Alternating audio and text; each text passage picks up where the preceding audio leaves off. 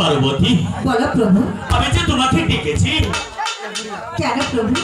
জলদি করে আমার পুষ্পরথকে সাজিয়ে বুঝে তোমাকে সেবা করো।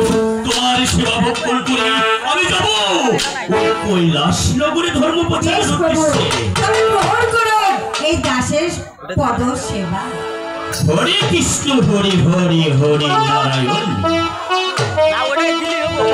আমার দেবী পার্বতী আপনাকে তবে সাজিয়ে দেব, কিন্তু একটি কথা আপনাকে বলবো। ওগো পার্বতী তবে শুনুন প্রভু। হঠাৎ কি তোমার মনে বাঞ্ছালা উঠে জেগেছে? প্রভু আপনি তো যাবেন কৈলাসে, তাই না? বলো পার্বতী। যদি আপনি কৈলাসে যান তবে এই দাসীকে আপনার সাথে দেওয়ার অনুমতি আমাকে দেন। ওগো আমার দেবী রানন্দের পার্বতী, সারা জীবনে তো তুমি আমার সাথে থাকলি, হঠাৎ কেন মায়ের সাথে তোমার জাগরণ হলো? তবে ওই কৈলাস নগরে ধর্ম প্রচারের উদ্দেশ্যেই। ওগো পার্বতী। প্রভু আপনি তো 3 দিনের জন্য যাচ্ছেন, তাই বলছি আপনি যখন ক্লান্ত হবে এই দাসে আপনি পদসেবা করুন। ওগো পার্বতী আমি তোমাকে কি করে বুঝাই? আমি যে তোমাকে রেখে যেতে পারছি না, কারণ আমার সাথে যেতে হলে। না প্রভু আপনার কোনো কথাই আমি শুনতে চাই না, আমি আপনার সাথে যাব যাব যাব। আমার কোনো কথাই তুমি শুনতে চাও না? আমার পুষ্পরথে ছোঁয়ার হই ওই আকাশে পন্থে তুমি যাবে কৈলাস নগরে ধর্ম প্রচারের উদ্দেশ্যে। ওগো পার্বতী তুমি জানো বলুন প্রভু। আমার সাথে যেতে হলে আমার 3টি শর্ত তোমাকে তামিল করতে হবে। আপনার সাথে যেতে 3টি কেন, হাজার হাজার শর্ত আমি মেনে নিতে রাজি। বেশি পার্বতী তোমার কথা শুনে আমি বড্ড খুশি হয়েছি। তাহলে তুমি শোনো, প্রথম শর্ত অন্তরাকে বন্ধন করে পুষ্পরথে ছোঁয়ার হই ওই আকাশে পন্থী ওই পাতালের বালুকোনার দিকে দৃষ্টি রাখা যাবে না। বেশ প্রভু আমি পাতালের গোড়া বলুন। ওগো পার্বতী তুমি তাও মেনে নিয়েছো? হ্যাঁ প্রভু। 2 নম্বর শর্ত পুষ্পরথে ছোঁয়ার হই আকাশে পন্থী ওই আকাশের তারা পাতালের বালুকোনা যে গুনারও চলবে না। প্রভু শুধু পাতা কেন, আমি বালু পর্যন্ত স্পর্শ করব না। বেশ পার্বতী তুমি 2 নম্বর শর্ত পালন করেছো। হ্যাঁ প্রভু।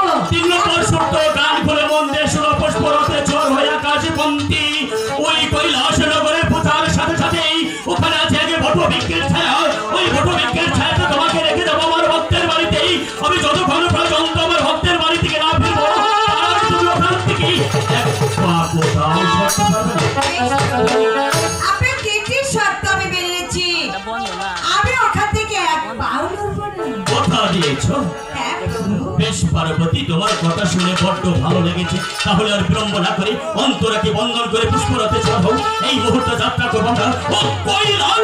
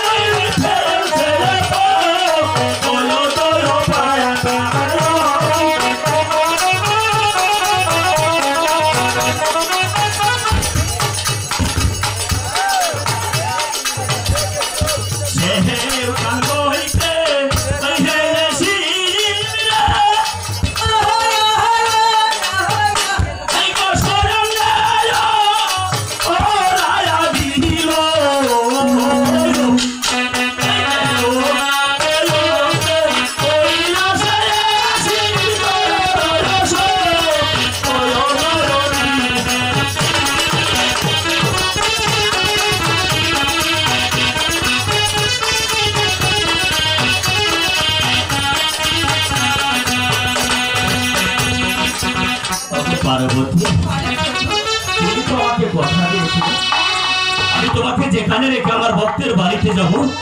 আমি যতক্ষণ পর্যন্ত আমার ভক্তের বাড়ি থেকে না ফিরবো তার আগে তুমি ওখান থেকে এক পা কোথাও সরবে না। বেশ প্রভু। তাই তো বড় বিক্রির ছায়া ওখানে বসে যাও, আমি আমার ভক্তের বাড়ি থেকে ঘুরে আসি।